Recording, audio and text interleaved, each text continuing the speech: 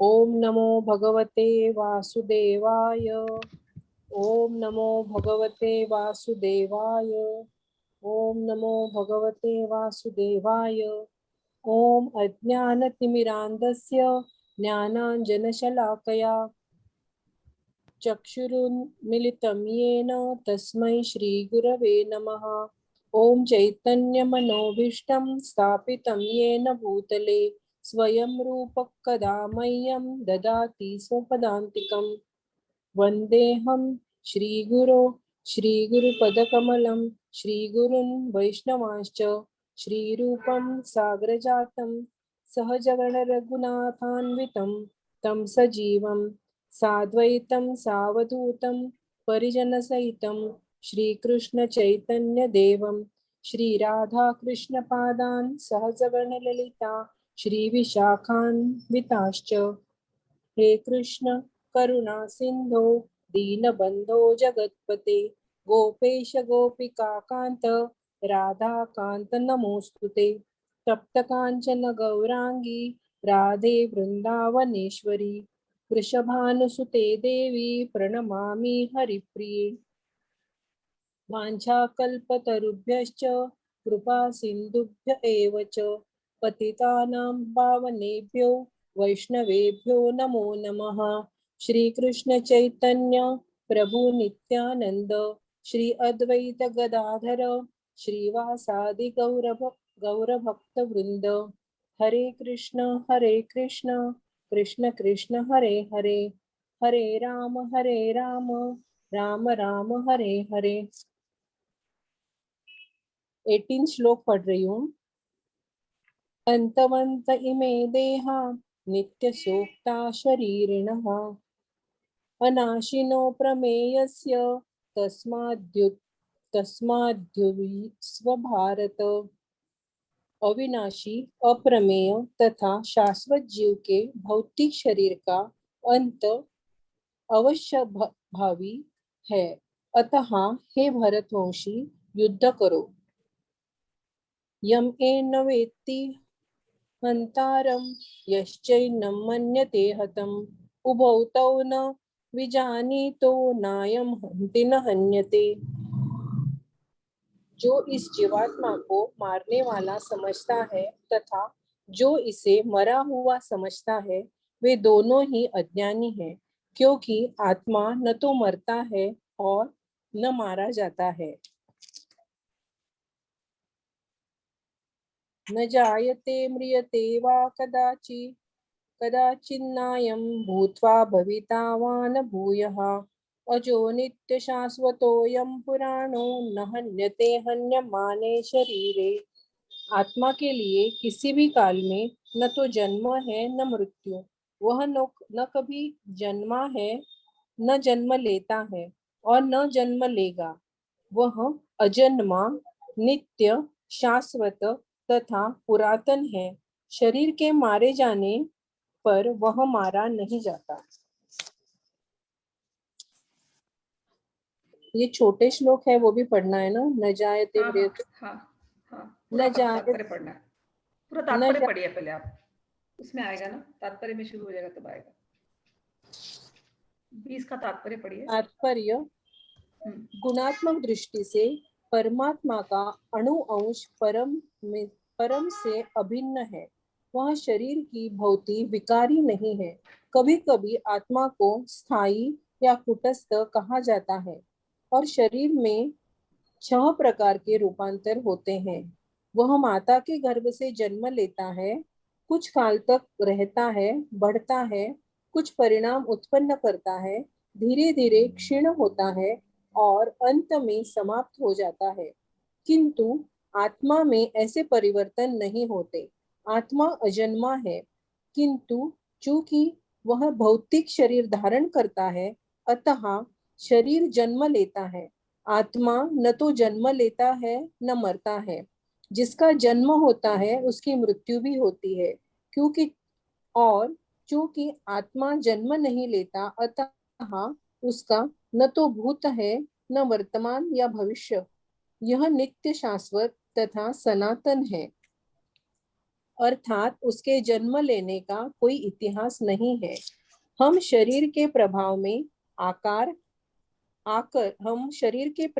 आकर आत्मा के जन्म मरण आदि का इतिहास खोजते हैं। आत्मा शरीर की तरह कभी भी वृद्ध नहीं होता। अतः तथाकथित वृद्ध पुरुष जो अपने में बाल्यकाल या युवावस्था जैसी अनुभूति पाता है, शरीर के परिवर्तनों का आत्मा पर कोई प्रभाव नहीं पड़ता। आत्मा वृक्ष या किसी अन्य भौतिक वस्तु की तरह क्षीण नहीं होता। आत्मा की कोई उपसृष्टि नहीं होती। शरीर की उपसृष्टि संतानें हैं और वे भी व्यष्टि आत्माएं हैं और शरीर के कारण वे किसी न किसी की संतानें प्रतीत होते हैं। शरीर की वृद्धि आत्मा की उपस्थिति के कारण होती है, किंतु आत्मा के न कोई उपवृद्धि है, न ही उसमें कोई परिवर्तन होता है। अतः आत्मा शरीर के 6 प्रकार के परिवर्तन से मुक्त है। इस तरह का एक श्लोक आया है। न जायते म्रियते वा विपच्छिन्नायं कुतश्चिन्न बभूव कश्चित् अजो नित्य शाश्वतोऽयं पुराणो न हन्यते हन्यमाने शरीरे। इस श्लोक का अर्थ तथा तात्पर्य भगवत गीता के श्लोक जैसा ही है, किंतु इस श्लोक में एक विशिष्ट शब्द विपश्चित का प्रयोग हुआ है, जिसका अर्थ है विद्वान या ज्ञानमय। आत्मा ज्ञान से या चेतना से सदैव पूर्ण रहता है, अतः चेतना ही आत्मा का लक्षण है। यदि कोई हृदयस्थ आत्मा को नहीं खोज पाता, तब भी वह आत्मा की उपस्थिति को चेतना की उपस्थिति से जान सकता है। कभी कभी हम बादलों या अन्य कारणों से आकाश में सूर्य को नहीं देख पाते, किंतु सूर्य का प्रकाश सदैव विद्यमान रहता है। अतः हमें विश्वास हो जाता है कि यह दिन का समय है। प्रातः काल जो ही आकाश में थोड़ा सा सूर्य प्रकाश दिखता है, तो हम समझ जाते हैं कि सूर्य आकाश में है।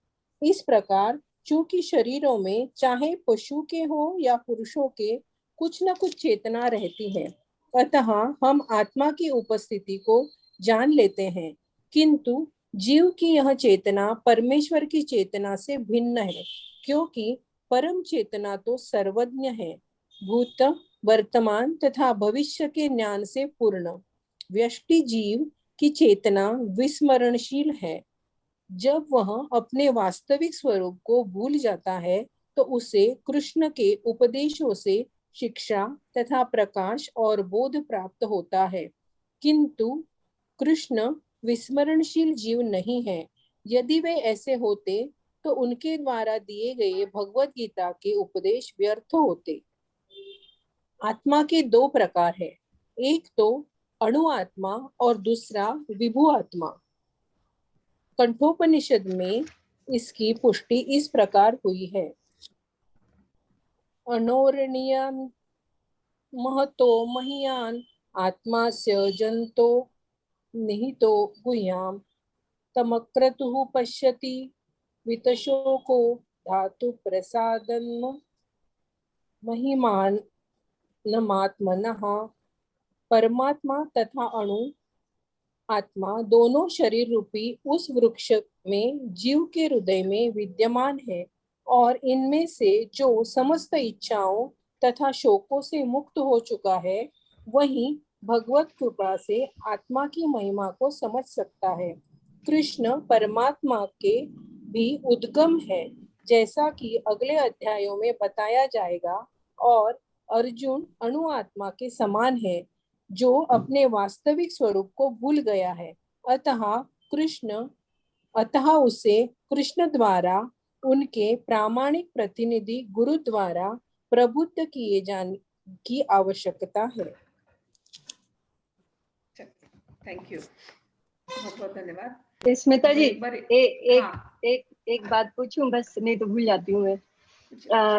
वो गर्ग संहिता में पढ़ा था कि पूर्ण मतलब पूर्ण नरसिंह भगवान पूर्ण, राम भगवान पूर्ण, और अवतारों पर नारायण पूछ रहे हो पूर्ण आप? हाँ, है। पूर्ण भगवान के नहीं, अवतार है, अंश अवतार उसके उसमें आ जाता हाँ है पूर्ण। नहीं, हाँ, हम्म। तो उसमें ये पढ़ा था कि जो कृष्ण है वो परिपूर्ण है।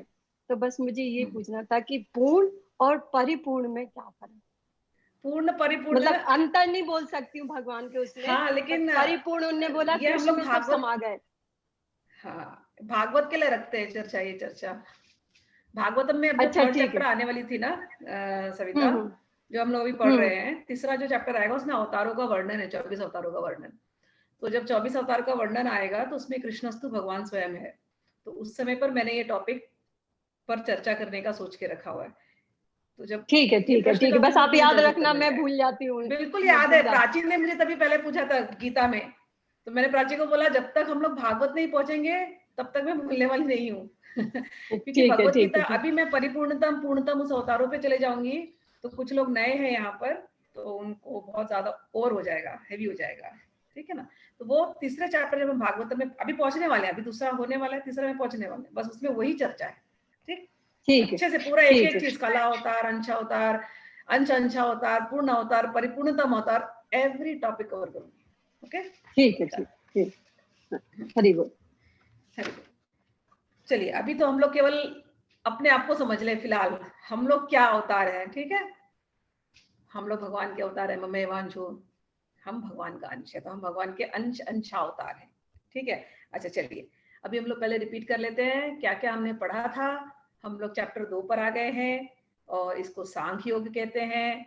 सांख्य योग का अर्थ होता है एनालिटिकली अपने आप को समझना, और इस शरीर को समझना, और आत्मा को समझना, परमात्मा को समझना, जो कुछ हुआ है, जो कुछ है, जहां हम है, अपने आप को पूरी तरह से एनालिटिकली समझ जाना। स्पिरिचुअल साइंस को, शब्द याद रखना, स्पिरिचुअल साइंस, विज्ञान। तो स्पिरिचुअल साइंस को साइंस की तरह समझ जाना, इसको कहते हैं सांख्य। ये कोई अपने विम्स एंड फैंसीज पर नहीं बनता ये गीता, ये कोई भावना तो होती है, लेकिन भावना भी यहाँ पर साइंस है। तो बिल्कुल साइंटिफिक तरीके से ही सब कुछ जाएगा। तो भगवान ने आप लोगों को पहला ही चैप्टर शुरू किया है, उसमें किसकी चर्चा की गई है? आत्मा की। तो स्पिरिचुअल साइंस जिसको हम कहते हैं, पहला चीज क्या समझना है? आत्मा। इस पर ही चर्चा है पूरी चैप्टर की। जब हम अपने आप को जाने कि हम कौन हैं, तो हमें लगता है हम अपने शरीर से इतने ज्यादा जुड़े हुए हैं कि हमें लगता है हम ये शरीर है। जबकि हम अपने आप को रोज देखें तो हम रोज बदलते जा रहे हैं, रोज क्या, हर सेकंड बदलते जा रहे हैं। जितनी देर में मैं आपसे बात कर रही हूँ, इतनी देर में न जाने मेरे कितने सेल्स चेंज हो चुके हैं, मेरे कितने बाल हल्के से पक गए हैं, मेरा कितना स्किन हल्का सा रिंकल आ गया है, कितनी देर में, विद इन 10 मिनट्स। एक एक क्षण में, एक एक, रातों रात तो हम बूढ़े नहीं होते ना, एक एक क्षण, एवरी क्षण प्रतिक्षण हमारी बॉडीज में चेंजेस आते जा रहे हैं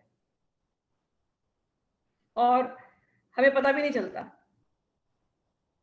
हमें तो लगता है हम वही है, the same old us, always young, always energetic with in inside. हमेशा हमको हमारे अंदर एक एनर्जी लगती है, हमें लगता है कि हम वही हैं। तो वो क्यों लगता है? क्योंकि हम आत्मा स्वरूप हैं। इस चैप्टर को बहुत इंपॉर्टेंटली समझने की जरूरत है, ये बेस क्लियर करने की जरूरत है। आत्मा कोई थर्ड पर्सन का टॉपिक नहीं है, आत्मा अपना टॉपिक है। मैं पूछूं आप कौन है, तो हम लोग बोलचाल फॉर्मली, मतलब सोसाइटी में रहना है तो बोलने के लिए बोल दूंगी। आप मुझसे पूछे मैं कौन हूं, मैं बोल दूंगी आपको, हाँ मैं स्मिता वेंकटेश हूँ, मैं यहाँ, मेरे फादर ये थे, मेरी मदर ये थी, मैं इस परिवार से हूँ, मैंने ये पढ़ाई की है, फिर मैं वहां यहाँ रहती थी, मैं वहां से यहाँ आई। ये मेरी जर्नी मैं आपको बता सकती हूँ, लेकिन मैं कौन हूँ ये मुझे समझना चाहिए। आपको दिखाने के लिए मैं कुछ भी बोल सकती हूँ, मैं कौन हूँ ये मुझे समझना चाहिए। मैं अपने आप को देखूं तो मैं ये शरीर जो दिखाई देती हूँ, ये शरीर किस किस चीजों से बना है। ऐसे देखो तो एक चेहरा दिखता है, ये चेहरे का शेप दिखता है, उसमें आंखें दिखती है, नाक दिखता है, होंठ दिखता है। मैं ये आंख हूं क्या? मैं ये नाक हूं क्या? हाँ, मेरे शरीर का पार्ट है, लेकिन ना मैं ये आंख हूं, ना मैं ये नाक हूं, ना मैं ये होठ हूं, ना मैं ये बाल हूं, ना मैं गला, ना मैं हाथ, ना पैर, कुछ नहीं हूं मैं ये क्या मेरे अपने हैं क्या? जिनको मैं अपना, जिनको मैं समझ रही हूँ ये मैं हूं, अगर ये मैं हूं तो ये मेरी बात सुनने चाहिए ना। अगर ये शरीर मेरा है, जिसको मैं अपना समझ रही हूँ और मैं समझ रही हूँ उसको, तो ये मेरी बात सुननी चाहिए इस शरीर को। सुनता तो कुछ है ही नहीं, तो ये शरीर भी मेरा नहीं है। सुनता तो, जैसे मैं हमेशा एग्जांपल देती हूँ, अगर अगर ये शरीर मेरी बात सुनता तो मुझे, मैं बोलती ना इसको बूढ़ा होना छोड़ दे। कोई बोले अच्छा शरीर नहीं है, मन है, तो मन भी तो मेरी बात नहीं सुनता। उसको बांधना कितना कठिन है। तो मैं ना ये मन हूं, ना मैं शरीर हूं, तो मैं क्या हूं? एक चीज समझ लीजिए, शादी के पहले मैं स्मिता चौबे थी, शादी के बाद में स्मिता वेंकटेश हो गई। तो मैं स्मिता चौबे थी, मैं स्मिता वेंकटेश हूं। मैं बेटी थी, अब मैं पत्नी हूं, मैं माँ हूं। वो जो बीच बीच के जितने डेजिग्नेशंस आए, मैं बेटी थी, मैं पत्नी हूं, मैं माँ हूं, मैं मित्र हूं, ये सारे डेजिग्नेशन चेंजिंग है। एक चीज चेंज नहीं होता, मैं हूं। समझ में आया? मैं हूं, मैं बेटी हूं, मैं पत्नी हूं, मैं माँ हूं, मैं टीचर हूं, मैं शिष्या हूं। बट ऑल दिस डेफिनेशंस, ये सारे चेंजिंग है। मैं माँ तब हूं जब मेरे बच्चे हैं,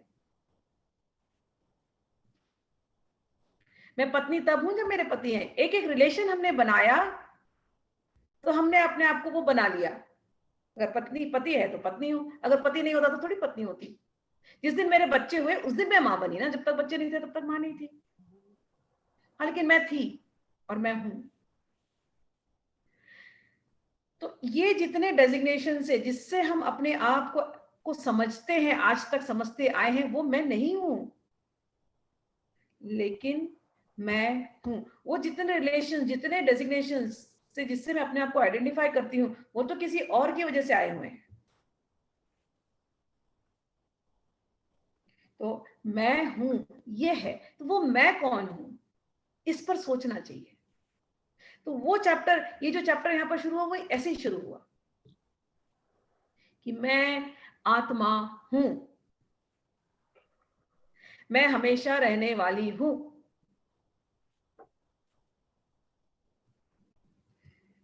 जब तक स्टूडेंट्स हैं तो मैं टीचर हूं, स्टूडेंट्स नहीं है तो मेरी टीचर के रोल खत्म, लेकिन मैं हूं। तो मैं हूं, मैं कौन हूं, मैं आत्मा हूं।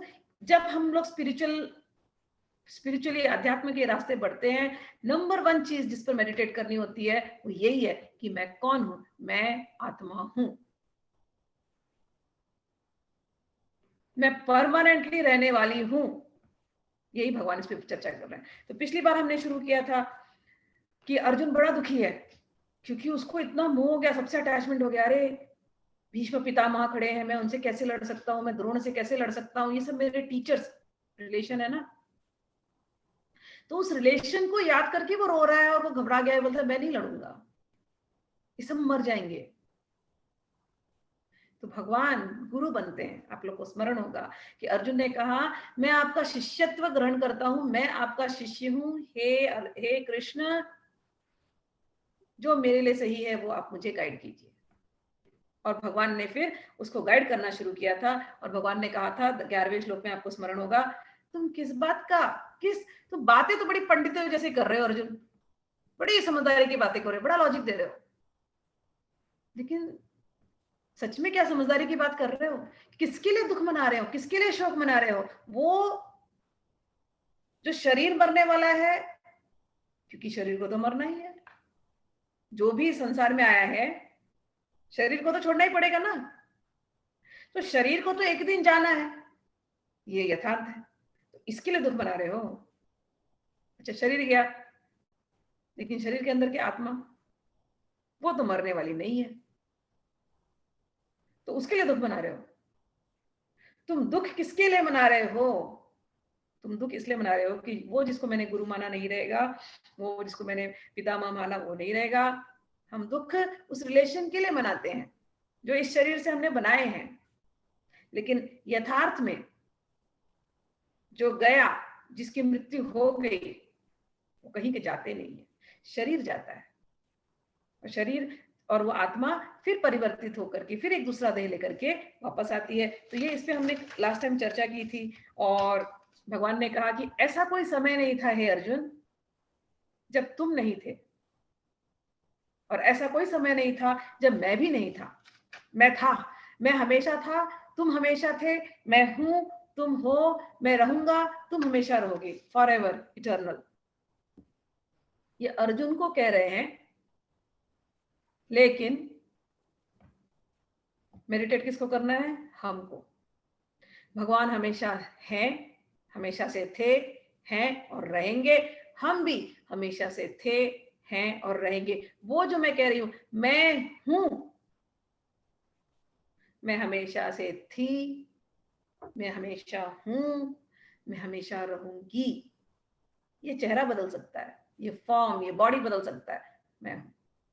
जो हमारे प्रियजन हमको छोड़ करके गए, वो थे, वो हैं, वो रहेंगे आत्मा स्वरूप में, अगले बार फिर आएंगे। तो ये चैप्टर समझना बहुत जरूरी है, क्योंकि ये अगर हमारा स्ट्रॉन्ग बेस हो जाए, मेडिटेशन में यही करना होता है, ऑलवेज मेडिटेटिंग, मैं आत्मा हूं, मैं आत्मा हूं, मैं आत्मा हूं।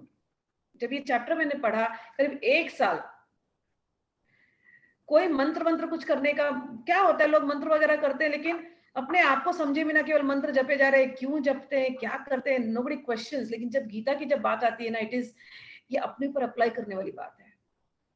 1 साल केवल इसी पर मेडिटेट किया है, मैं आत्मा हूं, मैं आत्मा हूं, हर एक चीज में, सबके अंदर वो आत्मा है, सबके अंदर वो आत्मा है, मैं आत्मा हूं, मैं शरीर नहीं हूं, मैं आत्मा हूं, मैं शरीर नहीं हूं।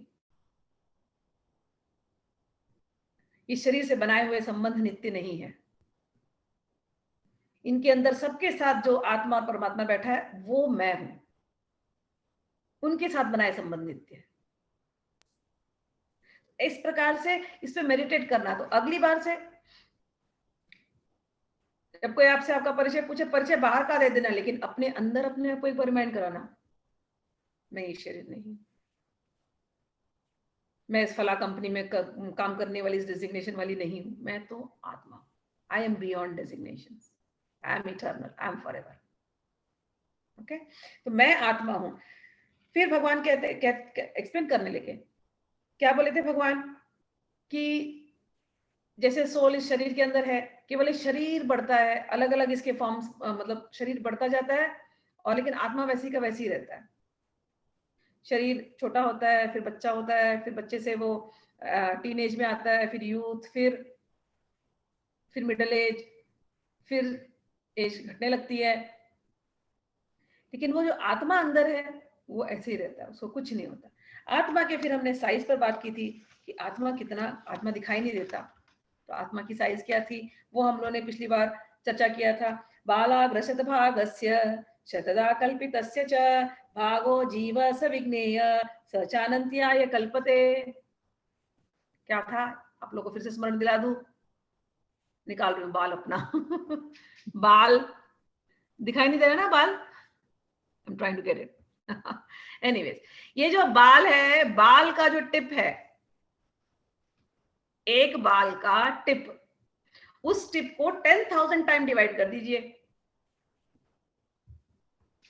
जो 10,000 टाइम डिवाइड करने के बाद जो साइज बचेगी ना, जो दिखाई नहीं देती है ना, माइक्रोस्कोप में भी नहीं दिखेगी नहीं, वो उसको, वो जो साइज है वो है आत्मा की।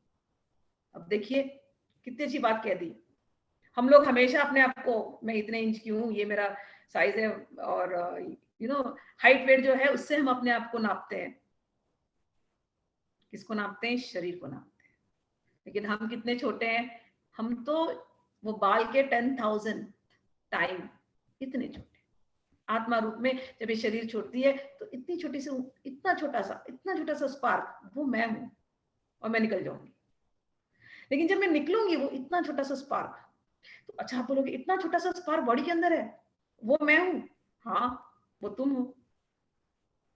और वो छोटे से स्पार्क ने इस पूरी बॉडी को एनर्जी देके रखा हुआ है। जैसे फोन, इतना बड़ा फोन है, लेकिन ये चलता कैसे? एक छोटे से चिप से ना। चिप निकाल दो तो फोन की कोई वैल्यू है? ट्रैश करेंगे। तो फोन को चलाने के लिए इतना छोटा सा चिप, वैसे ही ये शरीर को चलाने के लिए अणु, इतना छोटा अणु, अणु आत्मा, इतनी सी चीज लगती है, और ये पूरे शरीर को चला रही है। जब ये शरीर में रहती है आत्मा, तो पूरे शरीर में चेतना होती है, सब में चेतना होती है, हर एक चीज में चेतना होती है, बिना चेतना के कुछ है ही नहीं। तो ये फैक्ट्स हमने पिछली बार समझे थे। आज जो है भगवान कहते हैं कि भगवान ने फिर से उसी की चर्चा करी है कि देखो, यदि कोई सोच रहा है जैसे अर्जुन अब युद्ध करने जाने वाला है, तो अर्जुन मारने वाला है, अर्जुन को लग रहा है मैं मारूंगा और ये मरेंगे, तो अर्जुन इस समय इग्नोरेंटली बिहेव कर रहा है। वो जिसको मारेगा वो क्या है? वो शरीर है। और आप लोग अभी तो आगे चर्चा होगी, लेकिन जस्ट एज एन ओपनर मैं बताती हूँ कि शरीर भी जो मरता है, वो शरीर बना किसका है? शरीर बना है 5 एलिमेंट्स का, अर्थ, वाटर, फायर, एयर, स्काई, ये 5 एलिमेंट्स है, तो शरीर बना। तो जब ये बॉडी मरती है तो ये 5 एलिमेंट जाकर के पांचों में मिल जाते हैं। 5 एलिमेंट का शरीर बना, अर्थ का बना तो अर्थ अर्थ में मिल जाएगा, वाटर वाटर में मिल जाएगा, एयर एयर में मिल जाएगा, फायर फायर में मिल जाएगा, एयर एयर में मिल जाएगा, स्काई स्काई में मिल जाएगा। When we analyze like this, हम एनालिटिकली इस चीज को समझते हैं, तो किसका फिर दर्द मनाए, किसका दुख मनाए? दुख दूर करने का पहला वाला जो चैप्टर था विषाद योग, अब ये है सांख्य योग। उस विषाद को, उस दुख को दूर करने के लिए जब हम एनालिटिकली जाते हैं तो हमें लगता है कि हाँ, कुछ भी तो नहीं मरा, सब तो वही का वही है। शरीर के जो जो इंग्रेडिएंट्स थे वो मिल गए जहां उनको मिलना था, और आत्मा जो रहे वो तो मरी नहीं, वो तो अपनी जर्नी पे चली गई, है ना। अब जब ऐसे एनालाइज किया तो अब कुछ नहीं, अब तो वाह, it's easy, so easy to understand. तो दुख निकल जाता है जब हम एनालिटिकली इस चीज को समझते हैं, जिसको हम कहते हैं साइंस ऑफ सेल्फ रियलाइजेशन। जो स्पिरिचुअल मार्ग है ना, जो जिस रास्ते पे हम चल रहे हैं, उसको सेल्फ रियलाइजेशन, शब्द को याद रखना। हम लोग पढ़ते हैं लेकिन कभी इस पे ध्यान नहीं दिया। हम क्या करने निकले हैं? Self, self, your self, my self, self, self realisation, खुद को जानना, यही है। मैं क्या हूं? मैं ये शरीर नहीं हूं। मैं क्या हूं? मैं ये आत्मा हूं। मेरे प्रियजन जिनको मैं इतना प्रेम करती हूँ, जिनसे मैंने इतने संबंध बनाए हैं, ये अलग अलग शरीरों से बने, अलग अलग शरीर हैं ये केवल। ये भी सब मुझे एक दिन टाटा बाय बाय करेंगे, मैं भी इनको एक दिन टाटा बाय बाय करूंगी। जैसे मेरा शरीर जाकर के उस पंचभूत 5 एलिमेंट्स में मिक्स हो जाएगा, ऐसा इनका भी शरीर उस 5 एलिमेंट्स में मिक्स हो जाएगा। जैसे मेरी आत्मा कभी नहीं मरेगी, ऐसी इनकी भी आत्मा कभी नहीं मरेगी। हम सब जिएंगे, हम सब जी रहे हैं, हम सब जिएंगे। हाँ, हम सब अलग अलग अपने अपने कर्मों के द्वारा अलग अलग बॉडीज लेकर के आएंगे, जिसके ऊपर भगवान तीसरे, चौथे, 5वें चैप्टर में चर्चा करेंगे। अभी हम लोग आगे बढ़ते हैं। तो भगवान कहते हैं देखो, कोई मारता किसी को नहीं है, कोई मरता नहीं है। फिर 20वें श्लोक में जाके कहते न जायते म्रियते वा कदाचिन, इस आत्मा के लिए न कभी आत्मा जीती है, न कभी न जन्म लेती है, न कभी इस आत्मा का मृत्यु होता है। नायं भूत्वा भाविता न भूयो अजो नित्य शाश्वतोयं पुराणो न हन्यते हन्यमाने शरीरे। ये आत्मा अजन्मा है, ऑलवेज देयर। ये आत्मा नित्य है, परमानेंट। ये आत्मा शाश्वत है। और पुराणों, पुरानी, पुराण से अर्थ होता है पुराना, सबसे पुराना, ऑलवेज। न हन्यते, ये मरता नहीं, इवन दो शरीर मर जाएगा, हन्य माने शरीर, ठीक है। अच्छा, इसमें आगे उन्होंने जाकर के दो बात कही है, दो चीज की बात कही है। जब हमने तात्पर्य पढ़ा तो आण और आणियान महतो महियान आत्मस्य जनतो निहितो गुहायाम, अणु के जैसा है ये आत्मा, बहुत छोटा है, ऐसा एक्सप्लेन यू कि बाल को डिवाइड करेंगे 10,000 टाइम, उतना छोटा ये आत्मा है, लेकिन वैसे ही उतना ही ये फैला हुआ है सब जगह। तो दो चीज है, एक हमारे शरीर के अंदर एक आत्मा है जो अणु है, छोटी, लेकिन ये अणु आत्मा आई कहां से है? ये आई है भगवान परमात्मा से। तो परमात्मा बड़ा, सो परमात्मा और आत्मा समझ लीजिएगा। हम हैं छोटे से आत्मा, जीव आत्मा, आत्मा। और अगेन मैंने कहा ना, आप लोग अपने वोकैबुलरी बिल्डअप करते जाइएगा, जब वोकैबुलरी बिल्डअप रहेगी तो आगे बहुत आसान हो जाएगा। आत्मा, छोटी आत्मा, वही है जीवात्मा, वही है हम लोग। परमात्मा वो है भगवान का स्वरूप, हर एक के अंदर वो परमात्मा का स्वरूप है। परमात्मा सब में है, आत्मा केवल उस शरीर में है। मेरे शरीर में मेरी आत्मा है और परमात्मा है, आपके शरीर में आपकी आत्मा है और परमात्मा है। हम दोनों की आत्माएं अलग है, लेकिन हम दोनों का परमात्मा एक है। समझ में आया? हम दोनों की परमात्मा एक है। वो परमात्मा, जितना भी सृष्टि में आपको चीज दिखाई दे रही है, जो कुछ भी देख रहे हो, पहाड़ देखते हो, वो परमात्मा उसी पहाड़ में भी है। आपको नॉन लिविंग लग रहा है, लेकिन उसमें चैतन्य है, हल्की सी चेतना है। अगर ऐसा नहीं होता तो बड़े बड़े पहाड़ अपने आप ही टूट टूट करके छोटे कैसे हो जाते हैं? एवरीथिंग इज चेंजिंग ना, यहाँ पर कैसे हो रहा है? अगर नॉन लिविंग है तो कैसे कैसे हो रहा है? कुछ ना कुछ डिग्री में उसमें चेतना है। तो जब नॉन लिविंग थिंग्स में हो रहती है वो चेतना, उसको हम ब्रह्म कह देते हैं। जब लिविंग थिंग्स में आती है तो वो हार्ट के अंदर रहती है, तो परमात्मा। और हम आत्मा, आत्मा जो होती है छोटी होती है, परमात्मा जो बड़ी होती है। एग्जाम्पल के लिए ओशन, परमात्मा, एग्जाम्पल ले रहे हैं, और ओशन से थोड़ा सा जल ले लिया हमने एक कप में, तो वो आत्मा कप के अंदर, कप के अंदर। तो ये कप जो है, समझ लीजिए कि हमारी बॉडी है, हमारे अंदर वो परमात्मा का अंश है जो आत्मा बन करके है। जैसे ड्रॉप ऑफ द ओशन का taste will be equal to the whole ocean. अगर एक कप वाला पानी भी सॉल्टी रहेगा और ओशन का पानी भी सॉल्टी रहेगा, तो क्वालिटी वाइज दोनों एक है, लेकिन क्वांटिटी वाइज ओशन तो ओशन, उसको तो आप कितना डीप है पता नहीं, कितना बड़ा पता नहीं, सागर। लेकिन जो कप का पानी है ये तो छोटा ही है।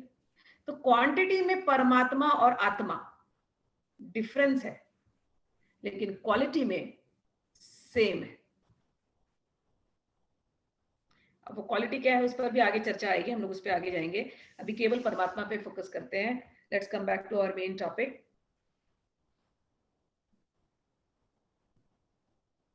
हम क्या हैं? हम आत्मा है। और क्या है? ये शरीर है, बस। आत्मा मेरे शरीर में है, तो ये मुझे कैसे पता चलेगा? तो मैं कॉन्शियसनेस मेरे पूरे शरीर में होगा। अगर मेरे से शरीर से आत्मा चली गई तो शरीर मृत है। How do you say the body is dead? There is no consciousness, it's gone. तो बॉडी वेस्ट। ओके, तो बॉडी है, आत्मा है, और बीच में कॉन्शियसनेस है। जब ये शरीर जाएगा, याद कर लीजिएगा इस चीज को, और ये थियोरी अभी बोल रहे हैं, लेकिन ये थियोरी कहाँ मेडिटेट करनी है? अपने ऊपर। मैं ये शरीर नहीं हूं, मैं केवल एक आत्मा हूं। जब ये शरीर चला जाएगा, मर जाएगा, तो मैं आत्मा स्वरूप में बाहर निकलूंगी अपने कॉन्शियसनेस के साथ। जो मैंने अपनी कॉन्शियसनेस बनाई है उसके हिसाब से मुझे दूसरा शरीर मिलेगा। Simple science, let's go to 21 पढ़ना और 22 पूरा पढ़ना। अंजलि जी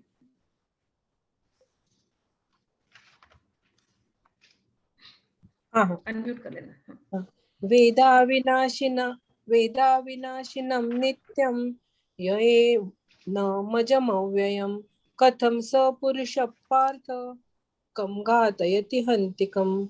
हे पार्थ, जो व्यक्ति यह जानता है कि आत्मा अविनाशी, अजन्मा, शाश्वत तथा अव्यय है, वह भला किसी को कैसे मार सकता है या मरवा सकता है। वासांसि जीर्णानि तत् यथा विहाय नवानि गृह्णाति नरोपराणि तथा शरीराणि विहाय जीर्णानि अन्यानि संयाति नवानि देहि।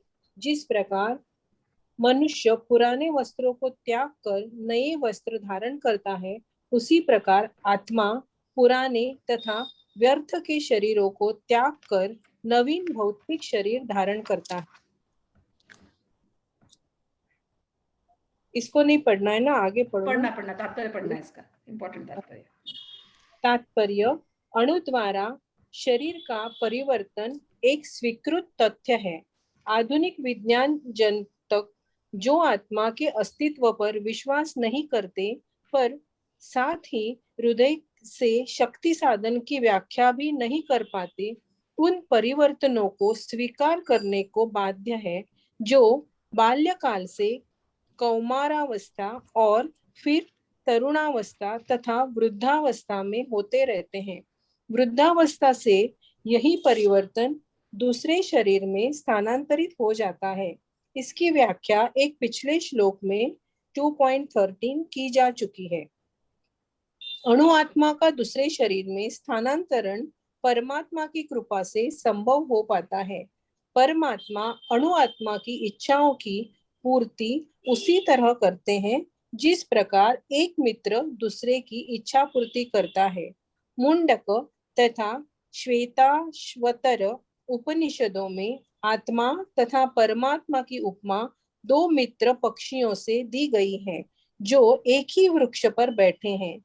इनमें एक पक्षी अणु आत्मा वृक्ष के फल को खा रहा है और दूसरा पक्षी कृष्ण अपने मित्र को देख रहा है। यद्यपि दोनों पक्षी समान गुण वाले हैं, किंतु इनमें से एक भौतिक वृक्ष के फलों पर मोहित है, किंतु दूसरा अपने मित्र के कार्यकलापों का साक्षी मात्र है।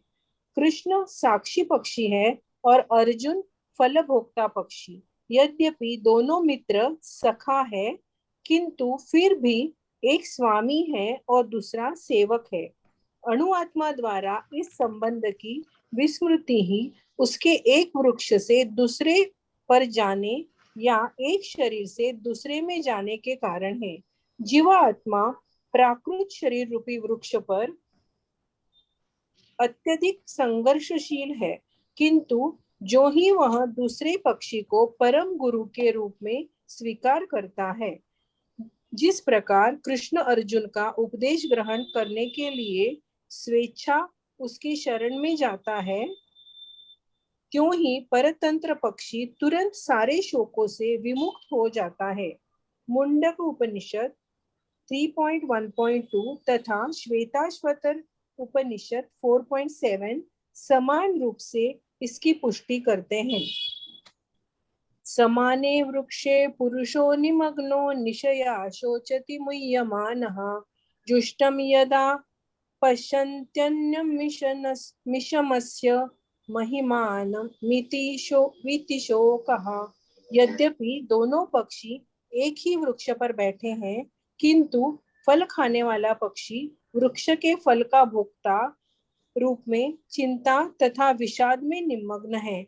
यदि किसी तरह वह अपने मित्र भगवान की ओर उन्मुख होता है और उनकी महिमा को जान लेता है, तो वह कष्ट भोगने वाला पक्षी तुरंत समस्त चिंताओं से मुक्त हो जाता है। अब अर्जुन ने अपना मुख अपने शाश्वत मित्र कृष्ण की ओर फेरा है और उनसे भगवत गीता समझ रहा है। इस प्रकार वह कृष्ण से श्रवण करके भगवान की परम महिमा को समझकर शोक से मुक्त हो सकता है।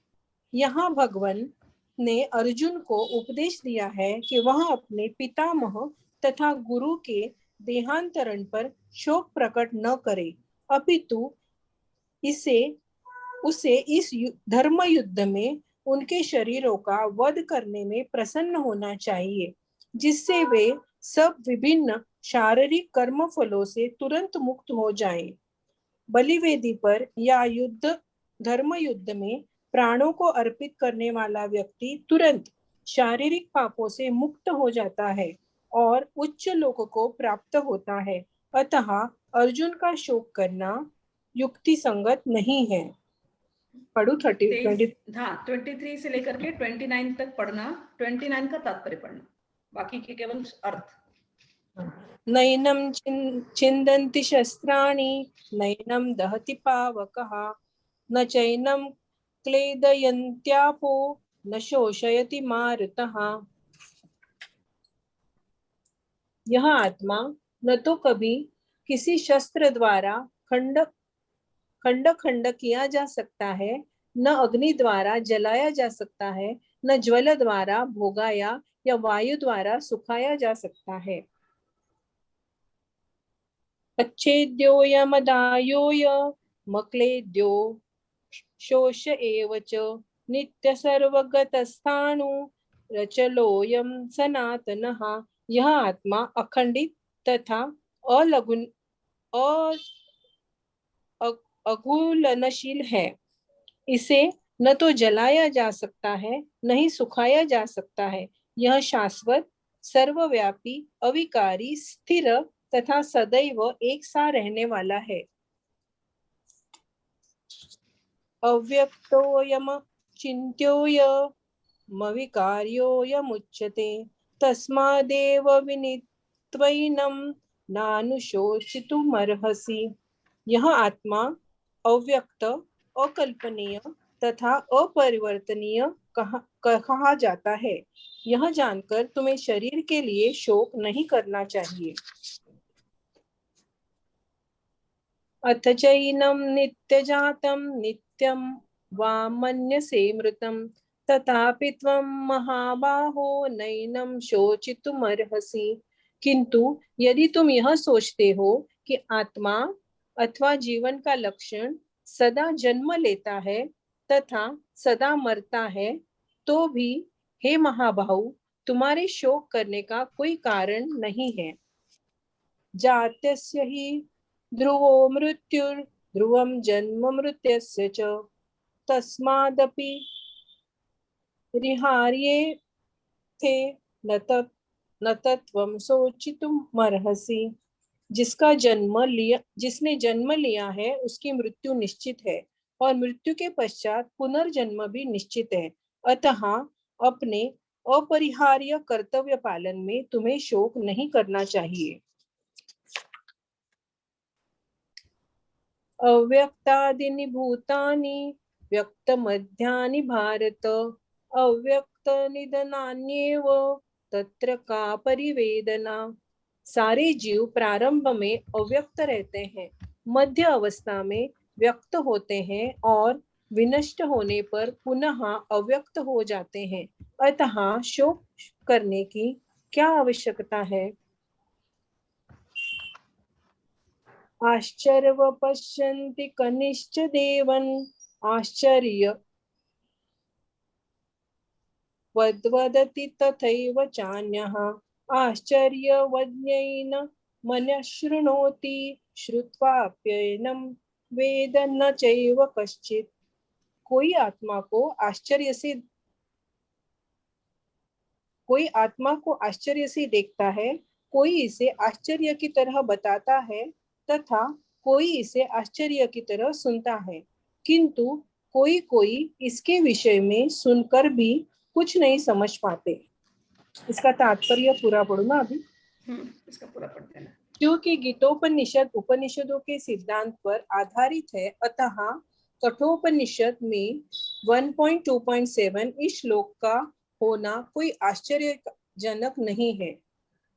श्रवणायपि बहुवीर्यो न लभ्यः शृण्वन्तोऽपि बहवो यं न विद्युः आश्चर्यवक्तो कुशलोऽस्य लब्धा आश्चर्योऽस्य ज्ञाता कुशलानुशिष्टः।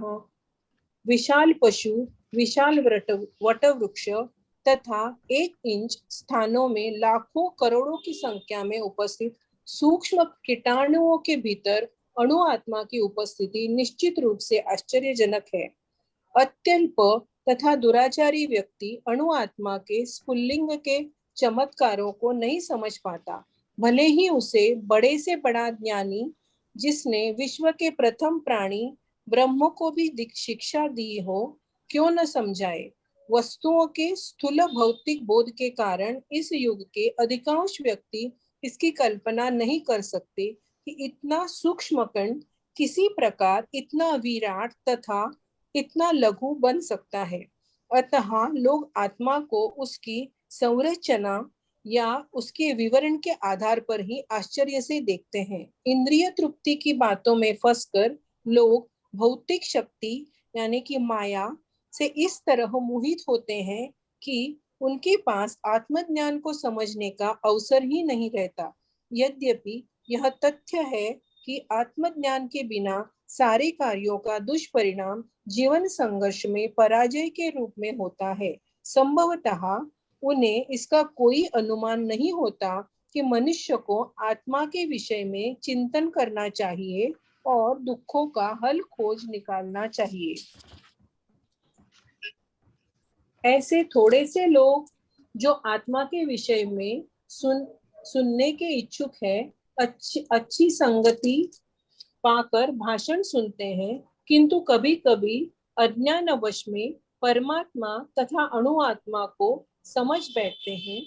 ऐसा व्यक्ति खोज पाना कठिन है जो परमात्मा, अणु आत्मा, उसके पृथक पृथक कार्यों तथा संबंधों एवं विस्तारों को सही ढंग से समझ सके। इससे अधिक कठिन ऐसा व्यक्ति खोज पाना जिसने आत्मा के ज्ञान को पूरा पूरा लाभ उठाया हो और जो सभी पक्षों में आत्मा की स्थिति का सही सही निर्धारण कर सके। किंतु यदि कोई किसी तरह से आत्मा के इस विषय को समझ लेता है तो उसका जीवन सफल हो जाता है। इस आत्मज्ञान को समझने का सरलतम उपाय यह है कि अन्य मतों से विचलित हुए बिना परम प्रमाण भगवान कृष्ण द्वारा कथित भगवत गीता के उपदेशों को ग्रहण किया जाए।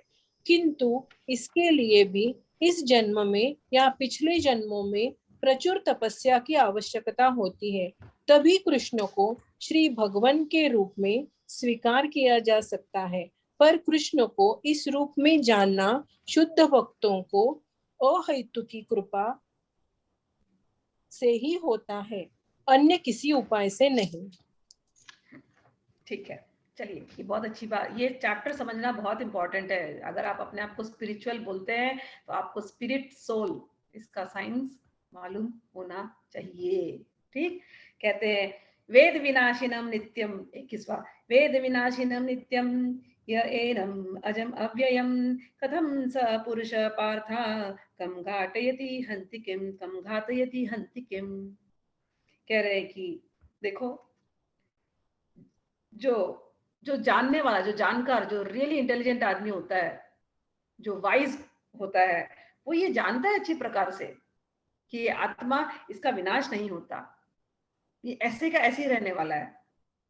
तो इसको कौन मारेगा? आत्मा को कोई नहीं मार सकता। आत्मा को आगे का श्लोक बहुत फेमस श्लोक है, मांसांसि जीर्णानि यथा विहाय नवानि गृह्णाति नरोपराणि तथा शरीराणि विहाय जीर्णानि अन्याति संयाति नवानि देहि। बहुत सुंदर श्लोक है। कहते हैं कि एक्सप्लेनेशन के लिए, जैसे हम लोग कपड़े डालते हैं, कोई कपड़ा हमको बड़ा प्रिय हो, तो वो कपड़ा जब पुराना हो जाता है तो हम उठा के फेंक देते हैं ना उस कपड़े को, फिर हम नया कपड़ा ले लेते हैं। जब कपड़े को फेंकते हैं क्या दुख होता है हमको कपड़े का? क्या वो कपड़ा पहनने से हम कपड़ा बन जाते हैं? तो हमको कपड़े से तो कोई अटैचमेंट नहीं, और कपड़ा जब फेंक दिए तो चला गया, नया कपड़ा आ गया, और खुशी मनाएंगे, हाँ नए कपड़े ले लिया उसकी जगह पे। तो ये शरीर को कपड़े जैसे समझो, पिल्लो केस, कि ये शरीर कपड़े के जैसे है और उसके अंदर आप रह रहे हो। जब ये शरीर बुढ़ा हो जाएगा, जर्जर हो जाएगा, ये शरीर में न जाने कितने दर्द शुरू हो जाते हैं, मिडल से शुरू हो जाते हैं, घुटनों में दर्द शुरू हो जाता है, जिससे भी पूछो कुछ ना कुछ दर्द है ही। किसी के पीठ में दर्द है तो किसी को दिखाई नहीं दे रहा है, तो किसी को कुछ और प्रॉब्लम है।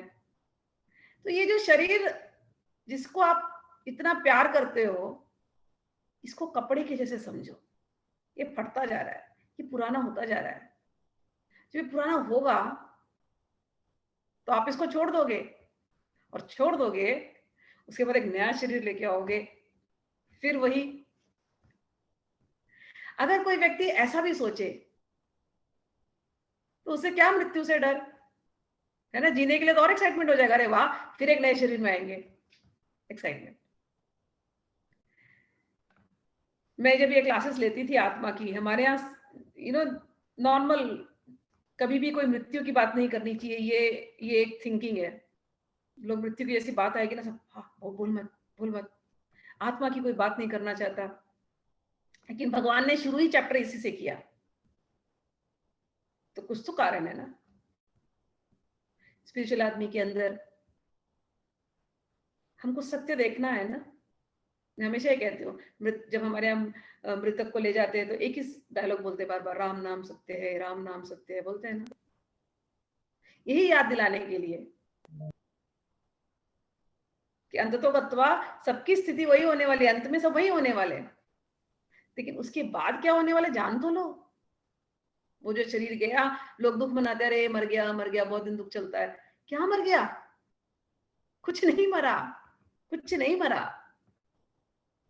उस आत्मा ने, क्योंकि वो शरीर पुराना हो गया था, कपड़े के जैसे घिस गया था, अब वो आत्मा ने वो कपड़ा छोड़ दिया, वो कपड़े को फेंक दिया। अब वो आत्मा नया कपड़ा पहनने वाली है, जो भी कपड़ा होगा उसके कर्मों के हिसाब से, उसके चॉइस के हिसाब से, उसको जो अच्छा लगता हो, जैसा उसने अपना जीवन जिया होगा, जैसे उसने अपना कॉन्शियसनेस बनाया होगा, उसके हिसाब से वो अपना कपड़ा नेक्स्ट जन्म का पहनने वाला है, नेक्स्ट मास उसके ऊपर चढ़ने वाला है। तो वांसांसी जीर्णानि यथा विहाय, यानी ये शरीर है कपड़ों की तरह।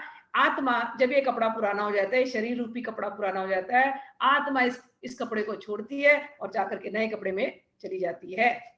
ये इतना सरल है। तो किस बात का दुख? कोई गया, कोई बहुत बीमार होके के मरा, तो खुशी मनानी चाहिए कि अरे बाप रे कितने दिन तो वो तकलीफ में था, वो और ज्यादा दिन बेड रिडन होता तो और कितनी तकलीफ होती उस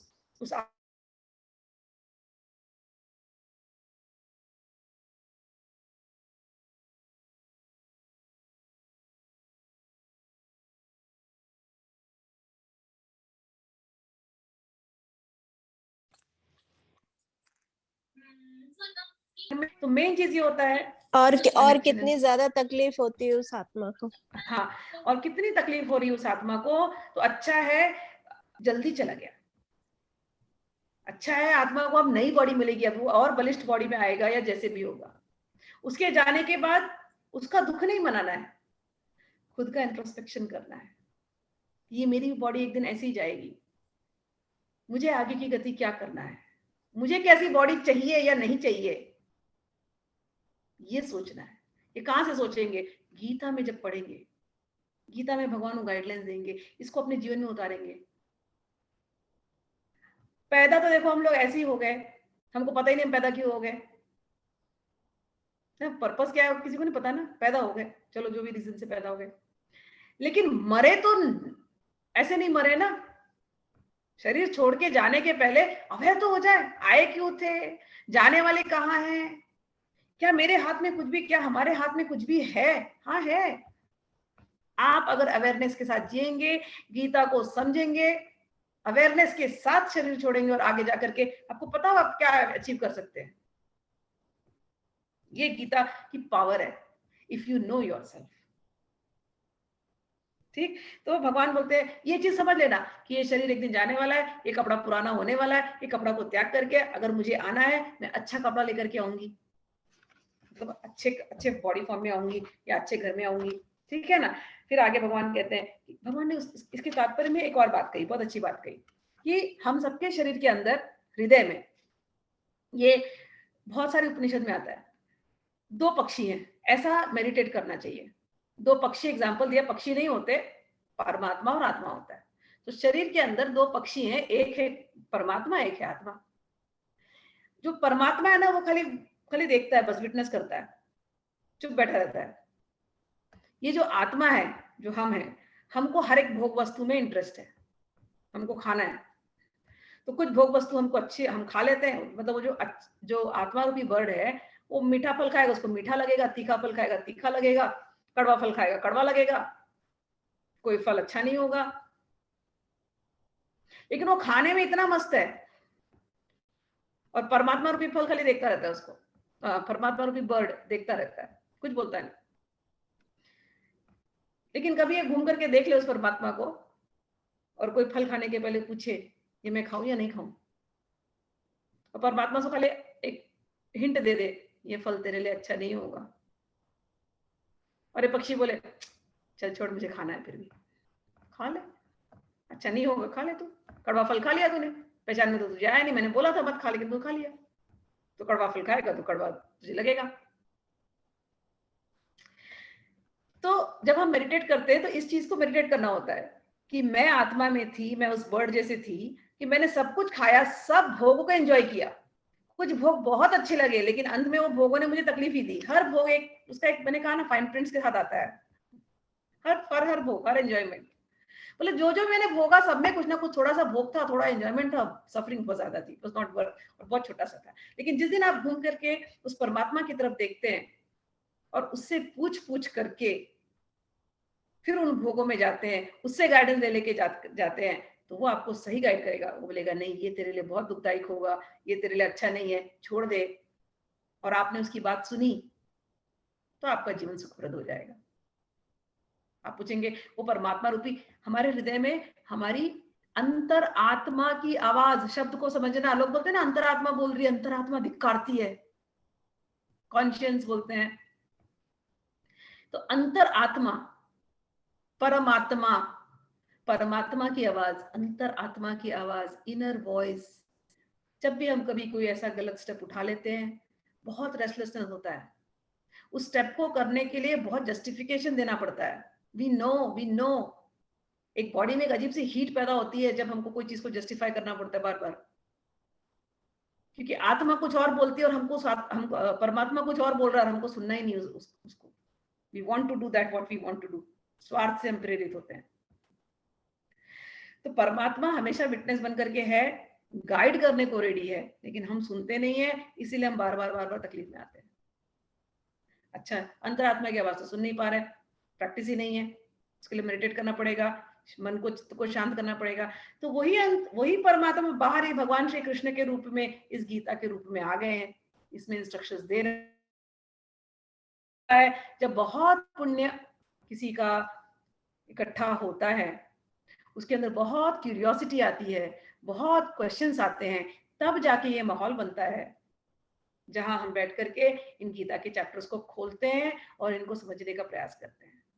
तो आप लोग, जो लोग आ गए हैं, भगवान की कृपा है, ये सब भगवान श्री कृष्ण की कृपा है आपके ऊपर स्पेशली, क्योंकि आप लोगों के मन में इतने क्वेश्चंस बहुत बार आए थे इस जन्म में, पिछले जन्मों में, न जाने कब कब।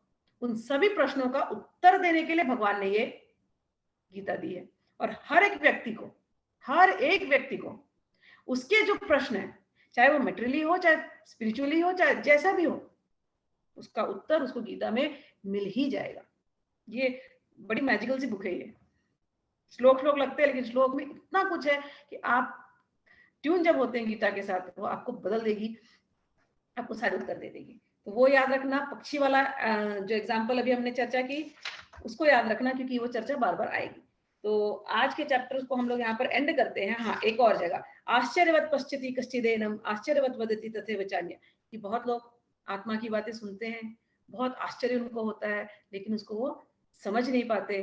कुछ लोग सुनते हैं फिर साइड वे कर देते हैं, कुछ लोग सुनते हैं घुस जाते हैं, बट आत्मा है ही ऐसा, जितना भी इसको समझो, इसको समझने में कठिनाई है, लेकिन आप मेडिटेट करते हैं, भगवान के ट्यून होते हैं, भगवान कृष्ण की कृपा होती है, संतों की कृपा होती है, भगवान कृष्ण कहीं है नहीं हृदय के अंदर, जब अंदर वाला वो परमात्मा पसंद होता है, सब बात समझ में आती है, आत्मा परमात्मा सारे टॉपिक फिर समझ में आते हैं।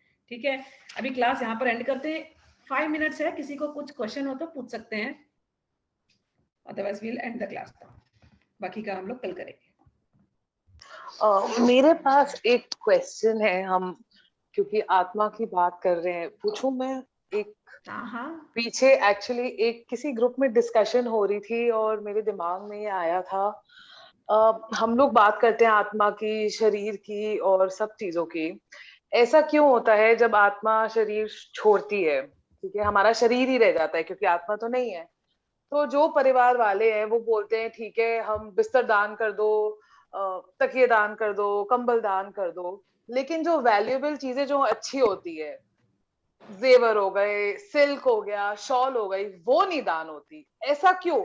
मतलब फिर बिस्तर भी क्यों दान करो? मतलब फिर तो कुछ भी दान नहीं करो ना, मतलब अटैचमेंट तो आपकी सिर्फ वैल्यूएबल चीजों से है, नहीं तो बिस्तर हो गया या तकिया हो गया, उससे भी तो अटैचमेंट है ना, उससे भी तो यादें हैं। मतलब आप अगर आपके पेरेंट्स हैं या जो भी है, मतलब जो भी है, उनकी उनकी वो बॉडी की फ्रेग्रेंस या मतलब all those things are there, तो क्यों ऐसा ऐसा क्यों होता है? मतलब मेरे को नहीं समझ आया, ये मैं पीछे पढ़ रही थी और मैं मतलब बैठी हुई, बिल्कुल I was sitting with my mother and I asked her कि मम्मा ऐसा क्यों है कि हम ऐसा क्यों करते हैं? So of course she also had no answer कि यू नो ये पहले की परंपराएं चलती आ रही हैं, एंड शी सेड कि पंडितों ने अपनी कन्वीनियंस के प्रोबेबली हिसाब से बनाई हुई है, बट रियली और ये बहुत मेजर एक डिस्कशन एक ग्रुप में चल रही थी, नई मैट्रेस है उसको ड्राई क्लीन करा के रख लो, मत दो, एंड सो मतलब आई जस्ट कुड नॉट। आपका हृदय क्या बोलता है, क्या दान करना चाहिए?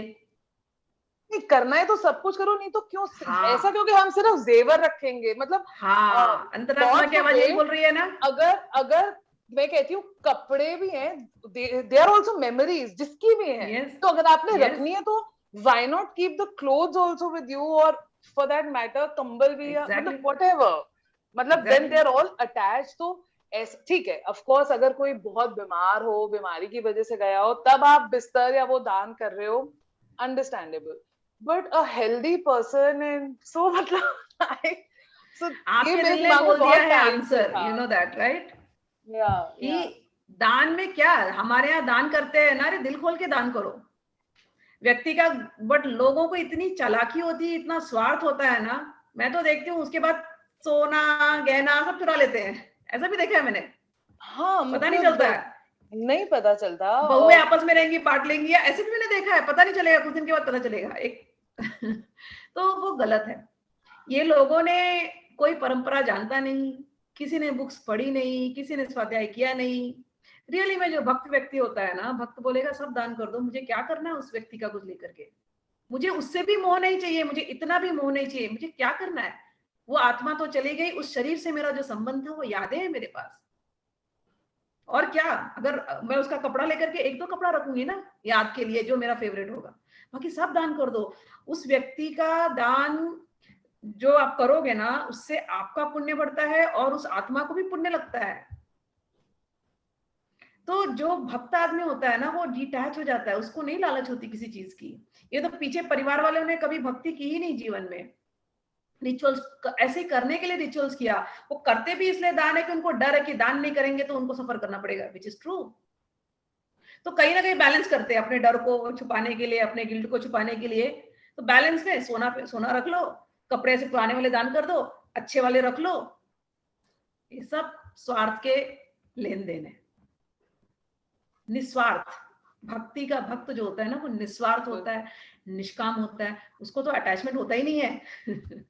हाँ बिल्कुल, उसको ये पता होता है ये मिलेगा मुझे आत्मा जो भी है, समझ में आया? हाँ, बिकॉज मेरे मन में सिर्फ ये आता है कि अच्छा ठीक है कर रहे हो तो अपने पास रखने के बजाय अगर किसी और के काम आता है तो क्यों नहीं हम दे सकते हैं, मतलब प्रॉब्ली कोई दुआ ही देगा ना हमको कि अच्छा ठीक है थैंक यू या व्हाटएवर, बट मतलब मेरे को ये चीज बहुत फनी लगी थी कि क्यों हम आपको गीता का ज्ञान मिल रहा है, उनको गीता का ज्ञान नहीं मिल रहा है, या मिलकर के भी वो लेना नहीं चाहते होंगे। अंडरस्टैंड दिस, एक ही परिवार में सब लोग अलग अलग हैं। बिल्कुल। आपके मन में वो इच्छा है, क्वेश्चंस आए हैं ऐसे, तो आप यहाँ पर आज बैठ करके गीता भगवान आपको सुना रहे हैं। बिल्कुल। उनको नहीं बिठा है, उनको बैठा दो, आप लेके भी जाओ तो नहीं सुनेंगे भी नहीं, वो उनके चले जाएंगे। बिल्कुल ठीक बात है ना। तो आप बोल रहे बिल्कुल आपकी अंतरात्मा की आवाज को आप सुनना। जब दान करने की इच्छा हुई, आंख बंद करो और दान कर दो, सोचो मत। ठीक, चलिए फिर क्लास एंड करते हैं और कल मिलते हैं। All right, thank you, Hari बोल।